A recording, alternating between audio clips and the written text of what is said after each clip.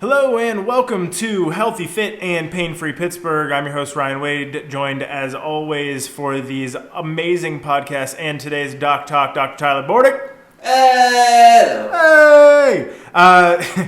Doc, today we are going to talk about mobility and how just having wonderful synovial-filled joints that move very well help us live a happy, pain-free, and active life. Yeah? We are literally 1 minute into this podcast. Everyone fell asleep. I have gone off the deep end already.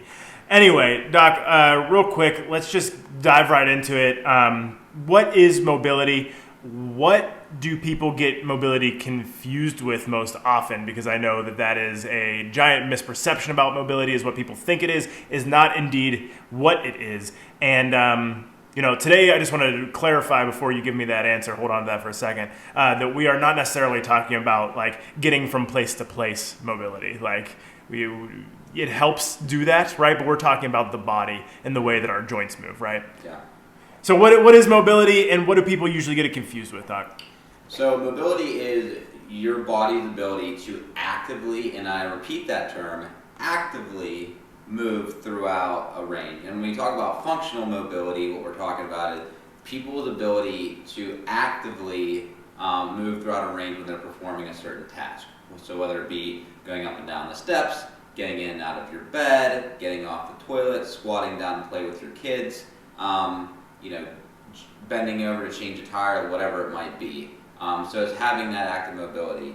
A lot of times, though, what people confuse that with is stretching. And stretching is passively how far you can get a joint to a certain degree. So for instance, if you ever played a sport and the coach had you do the old thing where you lay on your back, and then you'd have a partner come over and they'd take your leg and they would literally try to make it so you could bite your own knee to do the hamstring stretch. That's stretching. You're having somebody else or some external force stretching you within that range of motion. So you are, when you say stretching, we're talking lengthening the muscle, yeah? Correct, yeah. Okay, and so just to summarize that real quick in a little bite size, right? Mobility is the active range of motion that you can move your limb or you can move the joint. Mm-hmm. Yes. Correct. Yeah. Okay, and so, I know that there's a giant component when we say, and I know like the end of that definition is supposed to be like in the presence of stability, mm-hmm. right? Can we real quick touch on what stability is and why it's so important to be able to achieve proper mobility? Sure. So stability is and it typically refers to joints, but it's your body as a complete chain is able to remain stable against an external force. Is basically stability. So for instance, if you're walking down the street and there's a little like creek in the road or there's a pothole and your ankle goes into that's considered an external force that's throwing you off. So it's your ankle's ability to remain stable during that so that you don't roll an ankle. Yeah, sure. And so, when we're talking about mobility and stability and how it, helps and hurts the body, why should I care? So for instance, with stability and mobility. So, if especially with stretching, we'll kind of go back to this real quick. If you don't have stability in the body of certain joints, and then someone goes to stretch you, or you try to stretch yourself, your body likes to take the path of least resistance. So when it comes to stretching, your body is going to go, again, the path of least resistance. So if you're not actually mobilizing the correct area, because your body is doing that, and it's not stable in that certain area, then you're just kind of throwing a square peg into a round hole. Sure. So you're saying that whenever I was, 12 years old and I was playing baseball and I had my partner stretching my knee to my face, right? But I was like, kind of curled up and laying on my side. I wasn't really doing anything. Correct. Okay. Why is that? Well, it's because, again, we typically have more quote-unquote tight areas compared to others. Mm-hmm. And so, again, the body is going to go away from that. It doesn't want to go toward that. The body doesn't like pain. It doesn't like stretching. So it's going to go wherever it needs to go to get your knee to your face. Sure. And, we're all of our, especially like our hips, our shoulders, our joints, we're not all the same. You and I have completely different joints compared to somebody else that might be here. And so, you can't, quote-unquote, stretch everybody the same. You can't mobilize people the same. Everything's kind of unique. Yeah. Okay, so being as though everybody's unique, but everybody has certain joints that need more mobility or more stability, right? I believe this is Yonda's joint by joint theory. Correct, Yeah. Okay. So first of all, can you just break that down? What do you mean by our body is an interconnected chain? And can you give in really simple terms people the kind of the keys to the car, or to kind of break down the puzzle of the body, and how do I know which joints need more stability and more mobility? Sure. So our body is naturally made in a certain way for a certain reason. So for instance, our neck. Our neck is a very mobile area. It's mobile because we obviously, back in hunter-gatherer days, we had to be able to look over both shoulders if we were getting chased by a lion. Or if we're hunting, or we need to be able to have that full range. Now it's driving, if you're backing up or whatever, pick it. Your thoracic spine, so like your mid-spine where your ribs are at though, it's more made to be more stable because you have rib cage that surrounds your organs and your heart to protect it. Okay? Now, if you take those two areas, the problem with the neck that we typically run into is people actually have too mobile of neck to where it's not actually stable, it's not strong enough. That's a lot of times why people, if you go with athletes, that's why athletes a lot of times develop neck pain, is because they're doing very dynamic activity, but they don't have that stability in their neck. Sure. They focus on strengthening most other things. Correct. Now, your thoracic spine, so like where your ribs and everything are, that's typically very stable, but we need that to be mobile, because the more mobile that area is, we're able to reach above our head more. And then also, that will carry down, this is where the chain comes in, that carries down to our low back. So if our thoracic area is more mobile, that means we need less mobility out of our already very unstable, naturally unstable low back. Because the low back is kind of like a trunk of a tree. It's just this piece that's there, and it's just surrounded by muscle, but there's not really a whole lot of structure there to stabilize it. Sure. So where this chain comes into play at is, and then the hips are of course, they're very mobile because they're supposed to be. Well, in the course of like low back pain, what we run into is people oftentimes have excessive low back pain because their thoracic spine isn't mobile enough, and their hips, their pelvis area, obviously, because it's just one big bone flank, is too stable as well. So the low back has to move excessively to get from point A to point B. Sure. So correct me if I'm wrong, but did I just hear you say that I could have low back pain if my low back is not the actual problem? Correct. Okay, so can you break that down a little bit? Sure. So for instance, if you're someone who works out, and let's say you're standing and you're doing like an overhead press, or actually, let's go functional here. Let's say that you are picking up a box and you are putting it on top of your fridge, okay, and you were trying to reach overhead. If you don't have the stability and the mobility where necessary, what tends to happen is people will arch their low back to put it overhead. And that typically puts excessive compression or pressing down of the lumbar spine, and that typically can cause like a quote-unquote impingement type deal. So I've been to a lot of gyms. Okay. Right, I've been to a lot of gyms, and I've gone to everywhere from Gold's to LA to Planet, and like before I had my own place, like I was a frequent gym connoisseur, right? Sure. So you're telling me the dude who looks ripped to all shreds, right, but is doing overhead presses and he's leaning back to an almost 45-degree angle and resting the barbell on his chest is possibly injuring himself? He's doing bro reps is what he's doing. Oh, bro reps. Oh, that's what that is. Yeah. Okay. So, and it's very, so here's another for instance. So like the shoulder joint, for instance. The shoulder typically bothers people not because of it can be mobility, but a lot of times it's not mobility, it's stability. So I've had power lifters and bodybuilders come to me who are just jacked beyond all belief, to where like you can't even really do a lot of hands-on with them because it just beats the hell out of you. But whenever I put their shoulder and give them a 1 pound weight in an unstable position, they can't handle it because their shoulder just isn't stable. So again, you can see there where just not having that stability is going to cause that shoulder pain. So what are the predictors of maybe instability and inadequate mobility, right? So let's put this another way. Because I see the look that you're giving me. Right. I figured that out. I had to think about that. Right. So let's look at I am somewhere in the middle of the fitness spectrum, right? I'm an everyday person. I have a common office job. I'm sitting most of the day, especially these days, right? And I feel a lot of neck, shoulder, hip, lower back pain. Sure. How do I know what I can be doing to improve my pain, and why is it happening that I'm getting just these achy, tight joints everywhere, right? And if they're tight, does that mean that I'm lacking mobility? So to go back to the question you first answered before I gave you the cross-eyed look, a lot of it comes down to, it can come down to multiple variables. So it can be, like you mentioned, occupation. So if you have a desk job, for instance, and if you're in this crunch position, if you're on a computer, posture, and we've covered this before, posture is not necessarily, the reason that you have the pain. A lot of times it's just the fact that people are in these closed down positions, these hunched forward positions for a long period of time, not to mention they're typically stressed. Mm-hmm. I've never seen anyone crunched over a computer smiling and doing the happy dance with their fingers. It just doesn't happen.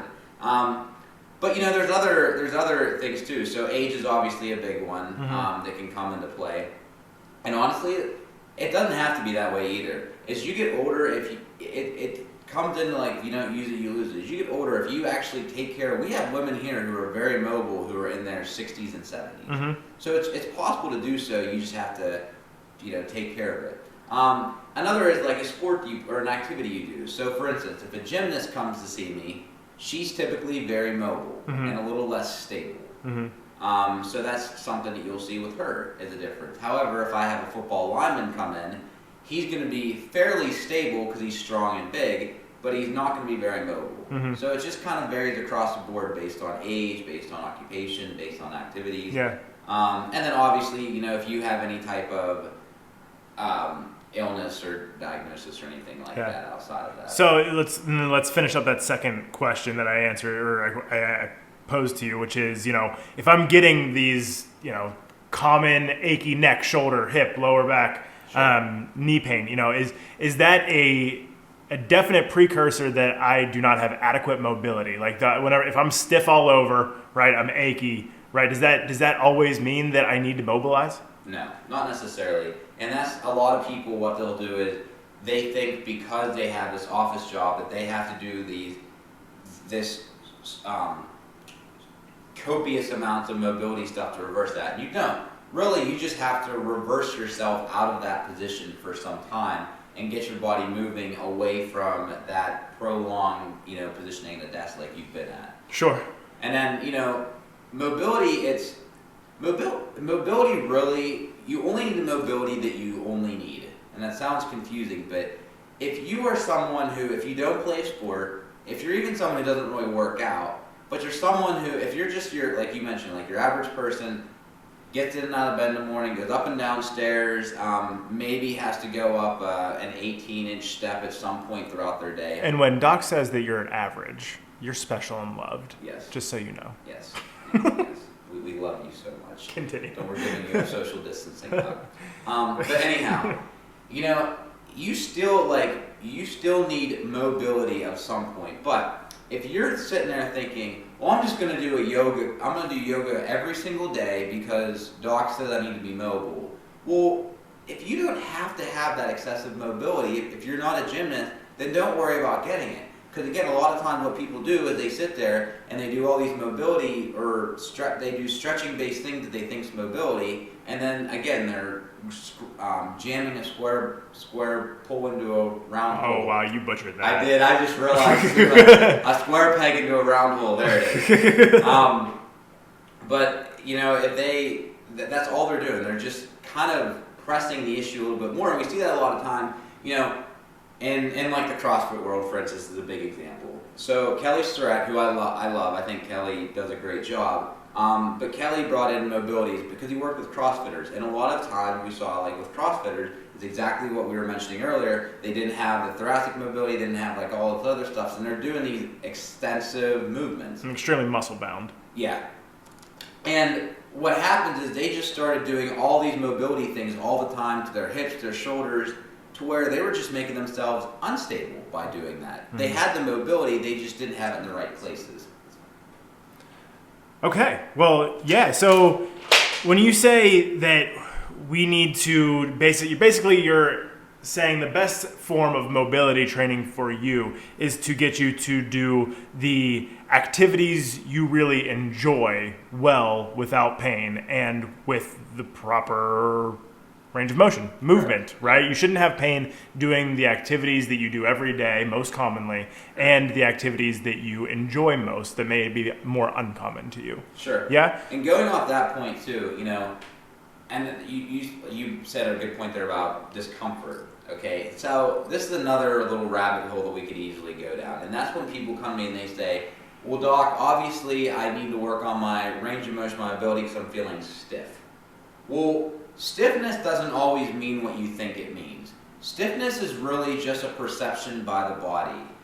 It can be used for protection, so it's trying to keep you from going to an extensive range of motion.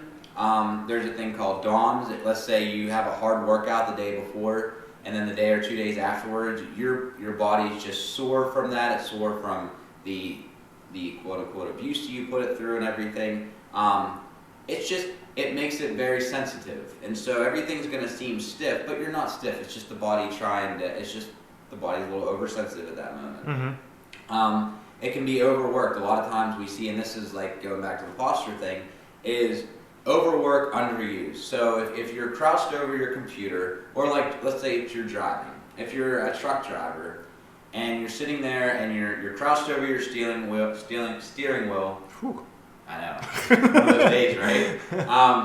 All those like muscles in the front of your body are just crunched up, and they're just overworked because they are constantly activated. To where your back muscles are underused because you're just, again, they're to stretch. And so that's what's going to cause stiffness. And that's a lot of times with posture, people are like, oh, well, I need to stretch my back out. Well, no, you don't need to do that. Your back has just been in a stretch position for so long, it's pissed. Mm-hmm. And so it's, again, we talked about earlier, reversing that. Body likes to be where it typically is. Yes. Exactly. And then life. Life is another thing. You might be feeling stiff just because you're having more stress. I had a patient the other day who his back pain is flaring up because he had a death in the family. And it's like, or work, or God forbid this, the things that are happening nowadays around us, people are more stressed than ever. So you're going to be, there's going to be more quote unquote stiffness that happens because of that increased sensitivity. Sure. Well, Doc, it's been very informative. I think you've given a lot of points.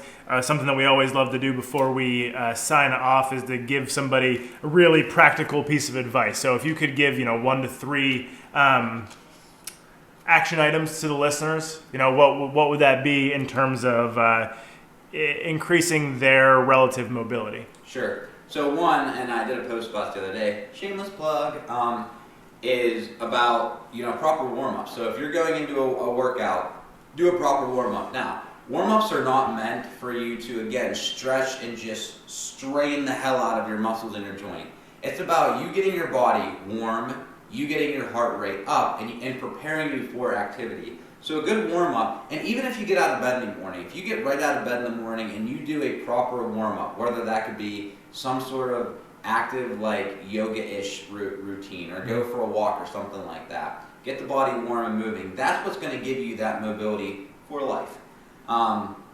Something else, if you do work out, is perform things in a full range of motion. If you're someone, and I'm kind of speaking out to the bros on this one, but if you're someone... The bro reps at the gym who, instead of you going through a full range of motion, you just keep stacking on more weight because you want to be stronger. Well, I'm sorry, you're just going to get stronger in that range. So, having full range with everything you're doing, getting a little deeper in your squat, getting a little farther overhead, is going to be major. And not even for the bros, right? I think that if you are, we work with primarily women over 50 here. If you are somebody who doesn't have a ton of experience doing an exercise, i.e. most commonly seen a push-up, right?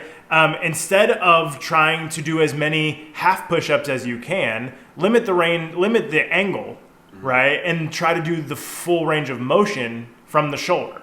Sure. Yeah? So we had this conversation with a member the other day. So a lunge, for instance. So everyone thinks it's just adding on more weight is going to make things more intense, which it will if you want to progress something. However, again, if you're sitting there with, like, let's say 10 pounds and you're doing a lunge and you're like, oh, this is feeling pretty easy, but you're only lunging halfway down. Instead of adding on another 10 to try to go heavier, try to lunge farther towards the floor. Because in reality, that's what's going to actually help. If you're a mother and your kid's on the floor, that kid doesn't give two shits if you can take 30 pounds and do a half lunge. If you can't get down on that floor, that kid's going to be pissed at you. Mm-hmm. So, I know it. Yeah, we know it. We know it. So you have to, and work on those motions too.